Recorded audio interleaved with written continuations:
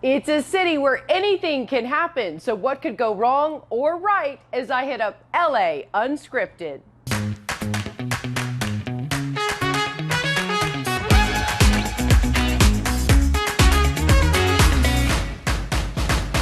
Big, bold, eye-popping, and way over the top. That's not just the creative cuisine served up at Barton G, but what's on the menu while living anywhere in LA. Hi everyone, I'm Dana Devon, and how great is it that our city sets the trends, plus is usually steps ahead of the curve. Just take a look at this.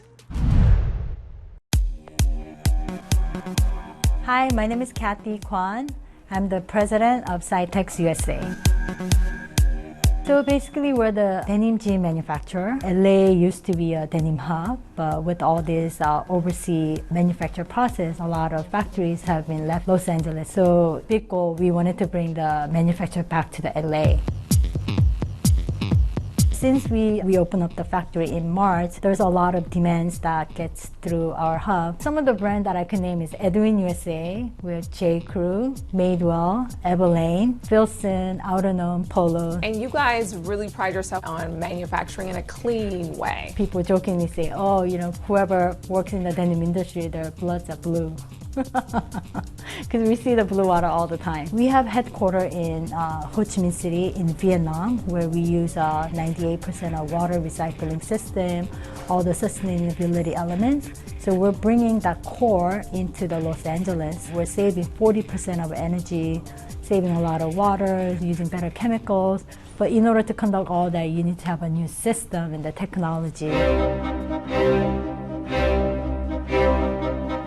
All the textile garments get spilled in the landfill. Instead of that, we're using those textile waste to make it into these small particle elements, like a small boxes like this. We could make it like a hanger. We could make the tissue boxes, any type of small items. These are the coolest hangers ever. This is all the magic happens, from cutting to sewing to laundry to finishing. So what am I witnessing here? It's one of the most innovative cutting and laser systems that's on planet right now. Oh my gosh, wow. It's creating all the distresses, and at the same token, we're cutting it at the same token. We're controlling all the shrinkage by roll. My mind is blown. Denim technology has come a long way. So much effort and love that gets built along with the style. Yeah. So denim is a very special apparel. Important to you to make sure that you really employ people who hadn't been working during COVID? Yeah, during the pandemic time, there was a lot of factories, places they've been closing, and there's hundreds and hundreds of people out of jobs. Bottom line, we wanted to create more job openings in LA. Well, you're doing just that. We just hope that there's many other companies who could set up the innovative new technology factory like us. Yeah. So we could bring a lot more manufacture and employment to the city of Los Angeles.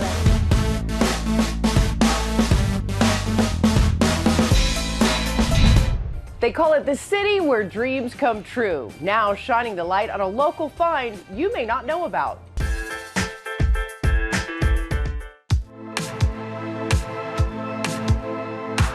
It's just a very pure light. In some ways, we are like mosquitoes to the light because it's just so attractive and so like blinding. I'm Danny B, and I'm revealing the art of making custom neon signs.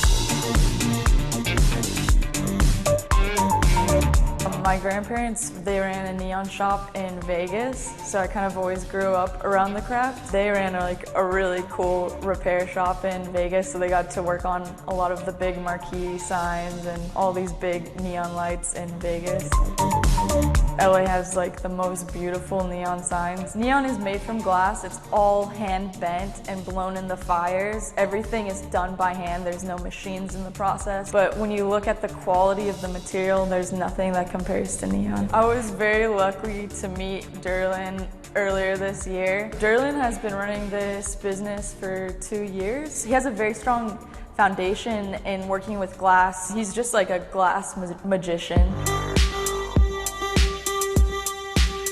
It is a very labor-intensive and kind of like technical process. You have to be good with electricity, you have to be good with glass.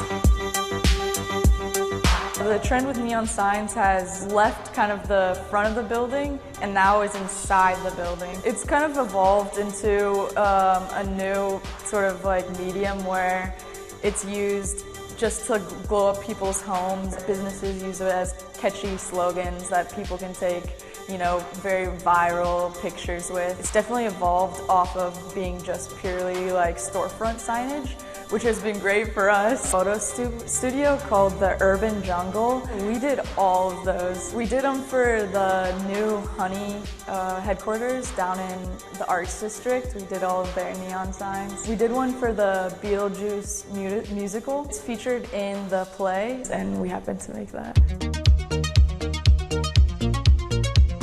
Now we're in the heart of LA by USC, so if you guys want a custom neon sign, please come by. We'll be glad to help you out. If you can dream it, we'll make it for you. Custom neon signs and services is happy to light up LA. You know, it's not just the unique places that make SoCal so cool, but the patchwork of vibrant people and the connection of diverse communities.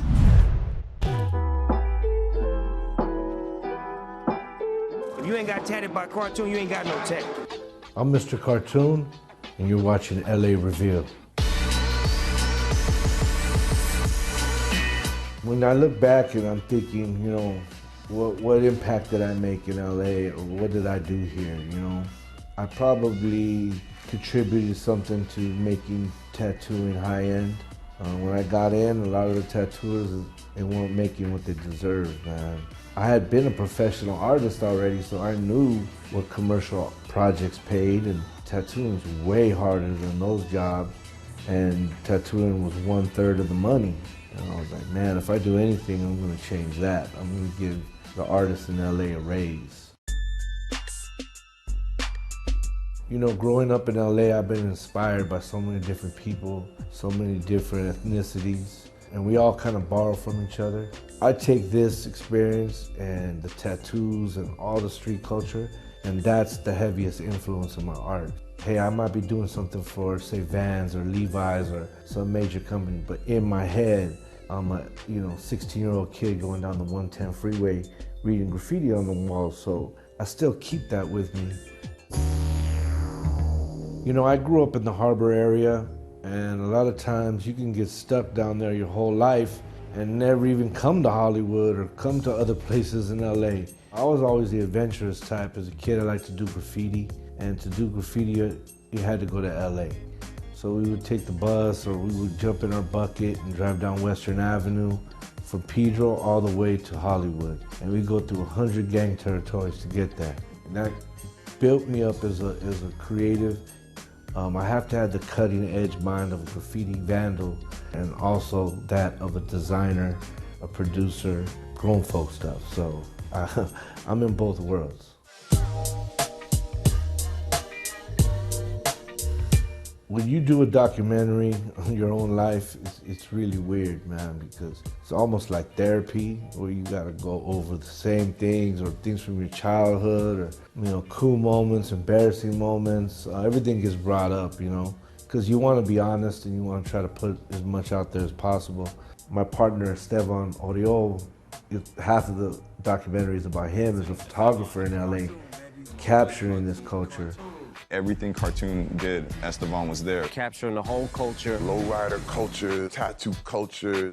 People are gonna try to explain LA culture. They're gonna do their best to explain it to the masses. So why not us? Why not us be in that position? And we'll say, you know what, we're gonna do it our way, out of our lens, out of our eyes, and doing it more for other homies, like other artists and other peers of mine. I'm kind of doing it for them,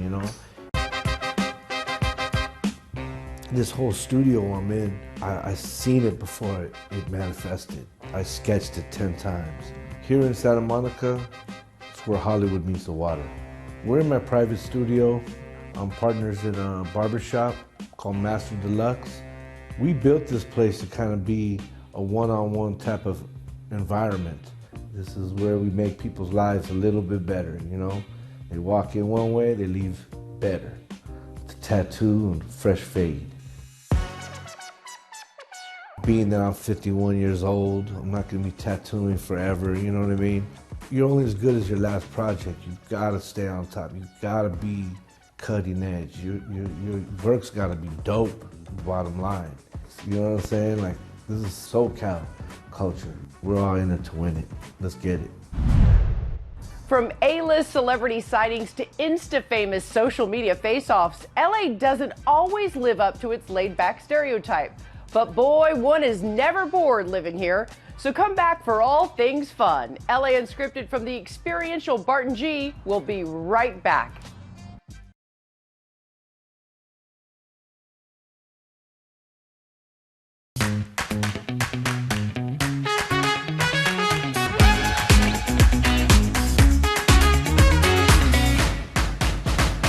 The SoCal hustle and bustle is back, so let's get into the groove together. Welcome back to LA Unscripted from Barton G, where we're just monkeying around a little bit. I'm Dana Devin, and in the peak of the pandemic, we launched LAU to help carve out 30 minutes of normalcy. Now that things are looking up, you can still count on us to be that BFF with the GPS, programmed to all things good. My signature cookie, it's the sea salt chocolate chip. Hi, I'm Lara, founder of Fleur et Sel, and I am here to reveal LA's newest cookie obsession. This is the pièce de résistance. So I speak French, the chocolat chip. Lived in France in high school, and I named Fleur et Sel after my two favorite things, which are flowers and salt. Bienvenue. Baking and being in the kitchen has always been my passion. You know, I guess I could say I learned from my mom. She always baked for us, always cooked for us. I really learned from her the value in sharing food with others. Born and raised in Seattle, I came here in 2011 to go to USC for undergrad, and I majored in French and global health. After graduating from USC, I was debating going to pursue my master's in public health or go to dental school. And concurrently, I was working at Nordstrom at the Grove, and then I started taking classes at UCLA while working at Nordstrom. And then the pandemic hit, and I didn't get into dental school, and then I was furloughed from Nordstrom, and I was tasked with what to do next. I just wanted a way to, reconnect with people that I missed and loved, my friends, and even a lot of my former customers from Nordstrom. So I started baking and kind of just sending out my cookies here and there. I never thought it was going to be this huge thing. So we have a variety of flavors. I have a vanilla bean sugar, a cinnamon sugar snickerdoodle. I have a funfetti birthday cake. It definitely has become and always has been more than just cookies. It's really about giving back, spreading love, bringing people together. We've actually taken a bunch of our grab bags. We actually pulled up to the LA Mission, downtown LA. Here you go right here. Wow. Got a lot of chocolate. Thank you, sir. And I just want to straighten it out, so thank you. You're so welcome.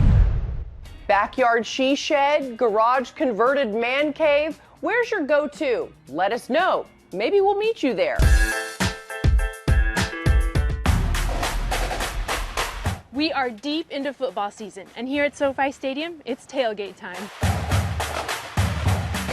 Today, we're throwing a little twist into your parking lot party because we've got a sponsor who can make your back of your car barbecue a whole lot safer. I call myself Uncle Artie. Our firm is like the UN. We're very multicultural. We have over 20 different employees from 20 different countries. And what I've seen in every country that our employees are from, the whole idea of the cool uncle resonates for every culture. I just want to be everyone's uncle. Uncle Artie, it's a metaphor because I want to be the first person people think about if they're in trouble in LA and they need an attorney. The Uncle Artie Foundation came to light because I've seen the problems we have in this city, whether it's the homelessness or the uptick in crime and thefts. And as opposed to running away from it, I'm trying to spearhead a movement for people to get involved. We've also partnered up with the Hope of the Valley, which is a foundation who's already created a homeless encampment in North Hollywood that has pods for families who are homeless, because a lot of people don't realize this isn't just adults, but there's over 100,000 homeless children, anywhere from 2 years old to 17 years old, who also need housing. Let's talk about these awesome buses behind us. They allowed me to be one of the first attorneys to fully wrap a bus. I want it to really hit you when you're turning the corner, when you're at the light. You can't miss this beautiful powder blue Charger bus. And so I'm so thankful to Metro and the LA Chargers for kind of letting us all come together in a triple partnership. All right, you guys, I'm gonna ref a friendly competition between the two Metro bus drivers. Are we ready? We're ready. All right, fellas, of all the players, who is Uncle Artie's favorite player on the team? Herbert. He's wonderful. I hope he gets the MVP, but no. Bosa. Man, Bosa's amazing on defense. He's an MVP type candidate, but no. Eckler. Man, Austin Eckler, I think he's leading the league in touchdowns, but no, it's another offensive player. It's gotta be Allen. Keenan Allen, that's the one! Hey, Chargers Nation, Uncle Artie here. Time to bolt up. Let's get it. A simple observation. Everybody loves pizza. Led to a new mission for Benson Tsai. I was previously an engineer at SpaceX where I designed battery systems for the spaceship and satellites. Tsai is founder of Stellar Pizza, a startup creating a high-tech robot pizza restaurant.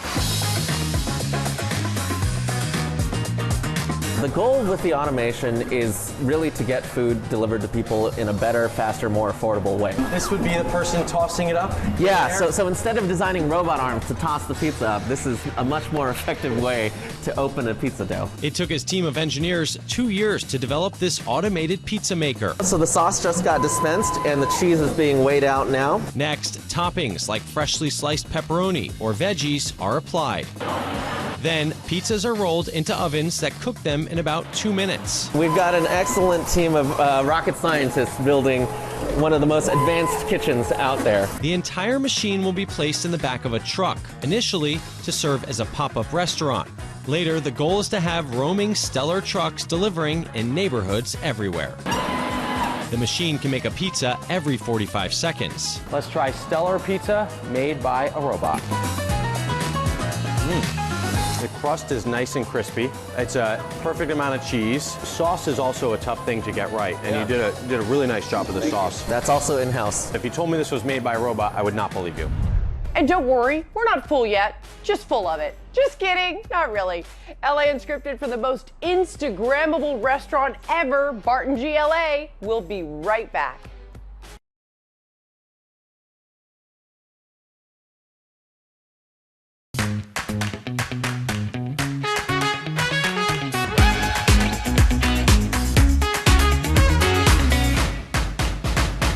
You know, sometimes living in LA leaves one wondering, is this really happening?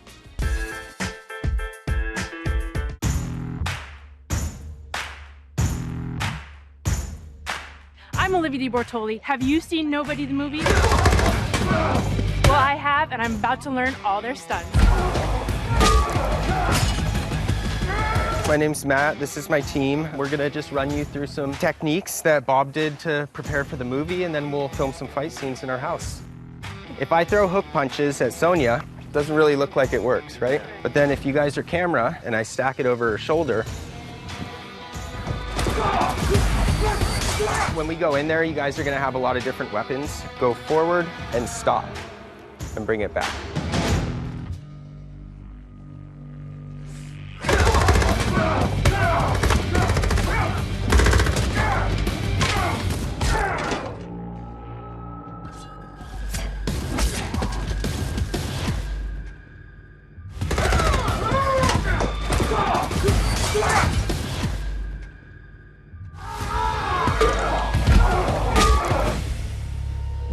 How do you think I did? I think I'm ready for the big screen. Nobody is out now. So fun, right? And so is this.